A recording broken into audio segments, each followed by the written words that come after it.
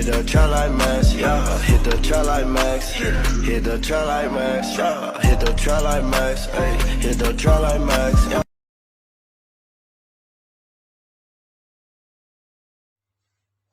Baiklah, perkenalkan nama saya Ade Irma Ritonga. Di sini saya akan membawakan materi mengenai sosialisasi. Secara sederhana, sosialisasi dapat diartikan sebagai sebuah proses umur hidup yang berkenaan dengan bagaimana individu mempelajari cara-cara serta norma dan juga nilai sosial yang terdapat dalam kelompoknya agar dapat berkembang menjadi pribadi yang dapat diterima oleh kelompoknya. Adapun manfaat dari sosialisasi ini yaitu masyarakat dapat memahami mana perilaku yang diperbolehkan dan mana perilaku yang tidak diperbolehkan. Sosialisasi selalu dimulai dari lingkungan keluarga sebagai kesatuan unit terkecil. Misalnya seseorang yang baru saja lahir pada awalnya tidak mengetahui siapa dirinya, walaupun di dalam dirinya terdapat potensi untuk berkembang. Potensi ini adalah kemampuan atau bakat yang terpendam dalam dirinya yang belum dikembangkan atau diwujudkan. Seseorang lahir sebagai makhluk sosial yang hidup di tengah pergaulan manusia dengan tata kelakuan yang menjadi pedoman kelakuan yang baik dan yang tidak baik. Perkenalkan, nama saya Agita Brusinurat. Di sini saya akan melanjutkan materi berikutnya mengenai macam-macam fungsi dan tipe sosialisasi. Adapun macam-macam dari sosialisasi, yang pertama, sosialisasi primer. Sosialisasi primer ini merupakan sosialisasi pertama yang dijalani oleh seseorang pada masa kanak-kanak, dan juga untuk sosialisasi ini menjadi pintu bagi seseorang untuk bisa memasuki keanggotaan di dalam suatu masyarakat. Tempat daripada sosialisasi primer ini adalah keluarga. Sosialisasi jenis ini akan mempengaruhi individu untuk dapat bisa membedakan mana dirinya sendiri dengan mana orang yang ada di sekitarnya. Dalam tahapan tersebut, peranan orang-orang terdekat itu sangat diperlukan, disebabkan anak-anak masih melakukan pola interaksi yang terbatas di dalam dirinya. Sosialisasi primer tersebut dapat menjadi tempat untuk bisa menanamkan nilai budaya yang dianut oleh keluarganya, contohnya agama, ras, suku, atau lain sebagainya. Yang kedua adalah sosialisasi sekunder. Sosialisasi sekunder merupakan sosialisasi yang dilakukan oleh tiap-tiap individu. Sosialisasi sekunder ini akan memperkenalkan individu mengenai cakupan yang lebih besar, yakni lingkungan masyarakat. Sosialisasi jenis ini akan mengajarkan nilai-nilai yang baru yang berada di luar lingkungan keluarganya, contohnya seperti lingkungan bermain, sekolah, dan lain sebagainya. Di dalam proses sosialisasi sekunder ini, anak akan diajarkan guna menerima nilai-nilai serta juga norma-norma yang baru. Namun, kadang proses sosialisasi sekunder ini menjadi mendominasi terhadap pembentukan sebuah sikap dari individu, disebabkan karena sosialisasi ini seseorang akan banyak sekali melakukan adaptasi dengan macam lingkungan masyarakat. Selanjutnya adalah fungsi dari sosialisasi dikategorikan menjadi dua macam jenis, diantaranya yang pertama dari segi kepentingan individu. Sosialisasi ini bertujuan supaya seseorang individu itu dapat mengenal, mengakui, serta menyesuaikan dirinya terhadap nilai, norma, dan juga struktur sosial yang terdapat dalam masyarakat. Yang kedua, dari segi kepentingan masyarakat, sosialisasi ini juga bertujuan sebagai alat dalam pelestarian, penyebarluasan, serta juga mewariskan nilai, norma, maupun kepercayaan yang terdapat di dalam masyarakat, sehingga nilai-nilai atau norma-norma itu bisa terpelihara dan terlestarikan oleh semua anggota masyarakat. Dan selanjutnya, fungsi yang diartikan di sini sebagai suatu kegiatan yang dilakukan untuk lembaga atau kelas individu. Dalam mempertimbangkan fungsi-fungsi keluarga yang akan dikemukakan, secara sederhana, apa yang dilakukan keluarga untuk masyarakat ia merupakan bagian daripadanya. Sesuai dengan yang dikemukakan oleh Leslie 1976, bahwa fungsi keluarga adalah pertama, memelihara fungsi biologis pada anggota kelompok, seperti memberikan kesehatan ataupun makanan dan kebutuhan lainnya. Yang kedua, memelihara dan menerima para anggota baru. Yang ketiga, mensosialisasi para anggota baru, menghasilkan dan membagi-bagikan barang dan jasa, memelihara ketertiban dan melindungi para anggota. Dan yang terakhir, memelihara makna dan motivasi untuk kegiatan anggota kelompok. Yang selanjutnya adalah tipe sosialisasi. Tipe sosialisasi terbagi menjadi dua. Yang pertama, sosialisasi formal. Sosialisasi tipe ini terjadi melalui lembaga-lembaga yang berwenang menurut ketentuan yang diberlakukan dalam sebuah negara, seperti pendidikan sekolah dan juga pendidikan militer. Yang selanjutnya, sosialisasi non-formal. Sosialisasi tipe ini terdapat di masyarakat atau pergaulan yang bersifat kekeluargaan, seperti antara teman, sahabat, sesama anggota klub, dan kelompok-kelompok sosial yang ada di dalam masyarakat. Kedua sosialisasi formal dan informal masih mengarah ke pertumbuhan pribadi anak, agar sesuai dengan norma-norma dan nilai-nilai yang berlaku di lingkungannya. Dalam lingkungan formal seperti sekolah, seorang siswa bergaul dengan teman-teman sekolahnya dan berinteraksi dengan guru dan karyawan. Di dalam interaksi tersebut, ia mengalami proses sosialisasi. Dengan proses sosialisasi, siswa akan dibuat sadar akan peran apa yang harus ia lakukan. Siswa juga diharapkan memiliki kesadaran dalam dirinya untuk menilai dirinya sendiri, seperti contoh, jika saya termasuk anak yang baik dan teman-teman atau tidak, apakah perilaku aku sudah pantas atau tidak. Meskipun proses sosialisasi dipisahkan secara formal dan informal, namun hasilnya sangat sulit dipisahkan, karena individu biasanya menerima sosialisasi formal dan informal dalam waktu yang bersamaan.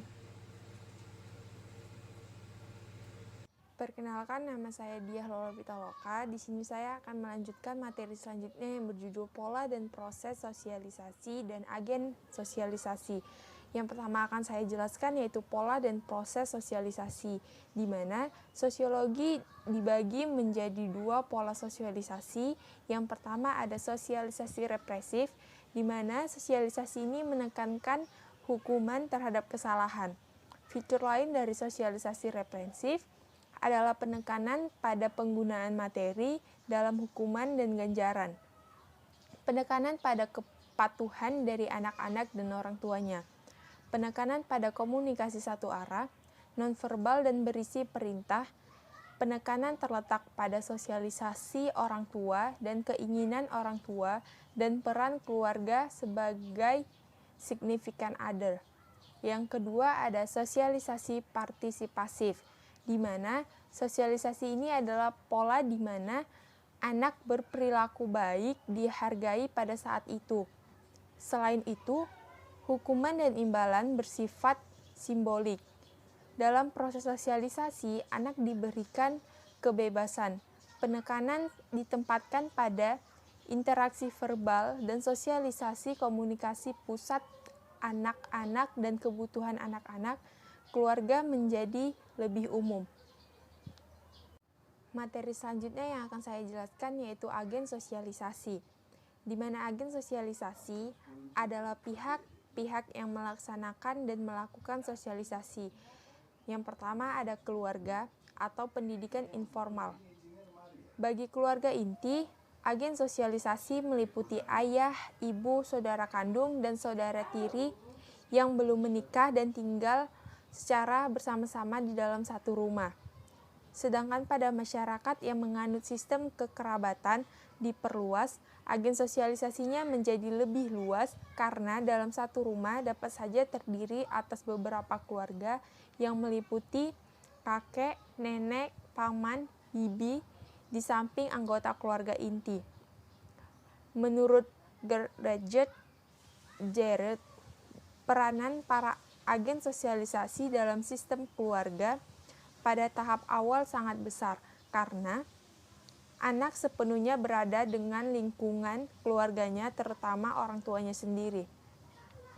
Yang kedua, kelompok pergaulan, teman bermain, atau pendidikan nonformal, di mana kelompok pergaulan pertama kali didapatkan manusia ketika ia mampu berpergian keluar rumah. Pada awalnya, teman bermain dimaksudkan sebagai kelompok yang bersifat rekreatif, namun dapat pula memberikan pengaruh dalam proses sosialisasi setelah keluarga.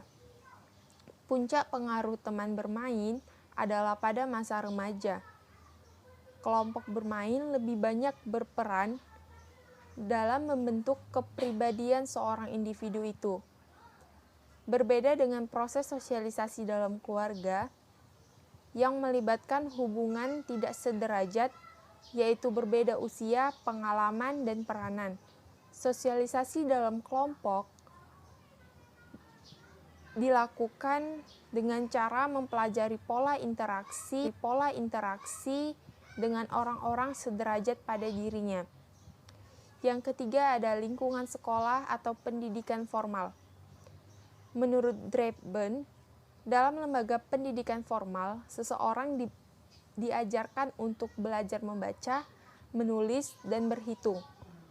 Aspek lain yang juga dipelajari adalah aturan-aturan mengenai kemandirian, prestasi, universalisme, dan kekhasan.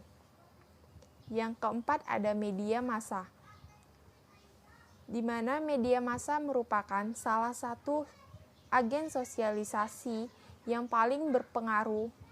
Yang termasuk kelompok media massa di sini adalah media massa cetak, kabar, majalah, media elektronik.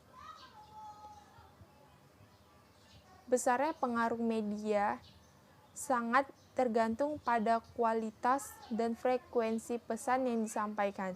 Contohnya itu iklan produk-produk tertentu telah meningkatkan pola konsumsi atau bahkan gaya hidup masyarakat pada umumnya. Perkenalkan, nama saya Muna Cahyani Lestari. Di sini saya akan melanjutkan materi mengenai sosialisasi dan pembentukan kepribadian. Sebelum itu, saya akan menjelaskan apa itu kepribadian. Jadi, kepribadian merupakan terjemahan dari bahasa Inggris yang berarti personality, yang berasal dari bahasa Latin yang berarti person atau kedok. Jadi, person biasanya dipakai oleh para pemain sandiwara pada zaman kuno untuk memerankan satu bentuk tingkah laku dan karakter pribadi tertentu.